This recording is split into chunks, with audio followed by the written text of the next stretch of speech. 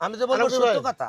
সত্য কথাই আমরা জানতে চাই। 40,000 ভোট যদি কাস্ট হয় করাইল বস্তিতে, বিএনপি কয়টা পাবে, জামাত কয়টা ভোট পাবে? বিএনপি পাইব 35,000 ভোট, আর সব মানুষ ভাগ করে পাইব 5,000 ভোট।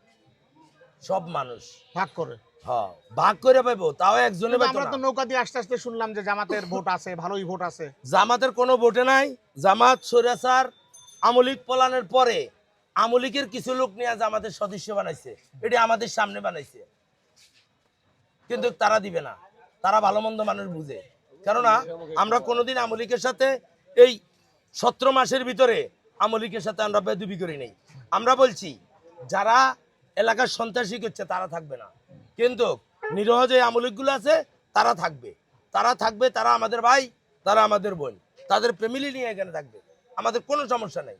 আমরা তো জানি যে জনাব তারেক রহমান যদি এখানে 17 আসন থেকে যদি এমপি হন, নির্বাচিত হন, পাশাপাশি সারা বাংলাদেশে যদি বিএনপি হয়, উনি প্রধানমন্ত্রী। জি, তো একজন প্রধানমন্ত্রী কিন্তু আপনারা নির্বাচিত করতেছেন, এটা আপনাদের সৌভাগ্য না? হ্যাঁ ভাগ্য মানি, আমাদের ভাগ্য এত ভাগ্য যেটার মানে সীমা নাই। এই যে আমাদের ঘরবাড়ি পড়া গেছে, এত বড় জায়গা পড়া গেছে, যদি আর 3 মাস আগে নির্বাচন হইতো, জনাব তারেক রহমান এই পর্যন্ত এখানে অন্তত পক্ষে 4 থেকে 5 বার আসতো। তো এই গণজোয়ারের কারণ কি বলেন তো? শুধু গণজোয়ারের গণজোয়ারের কারণে নাকি অন্য কোনো কারণ? গণজোয়ারের কারণ হলো, দেখেন জিয়াউর রহমান সাহেব এই দেশে আসি সাধারণ মানুষের সাথে বসে ভাত খাইছে। তার ভিতরে কোনো দাম্ভিকতা ছিল না, অহংকার ছিল না। তার সহধর্মিণী জনাবা বেগম খালেদা জিয়া এমন আপসীহীন নেত্রী, আমি আমার রাজনৈতিক বয়সে তার মুখে একটু রাগের কোনো কথা আমি শুনি নাই, কোনো দিন শুনি নাই। হ্যাঁ, এমন আপসীহীন নেত্রী, তারে আমলিকের অধিকাংশ লোক অনেক অনেক লাইট করে, অনেক ভালো জানে।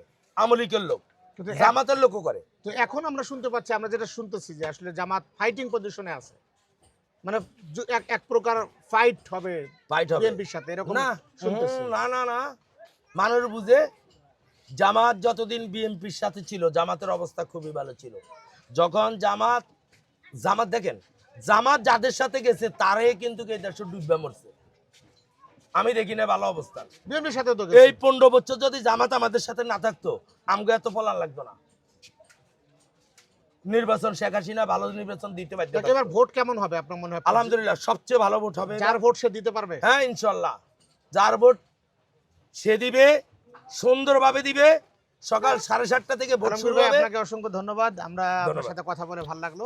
প্রিয় দর্শক, আমরা এই মুহূর্তে আছি করাইল বস্তিতে এবং সেখানে প্রায় 46,000-এর উপরে ভোট রয়েছে এবং যদি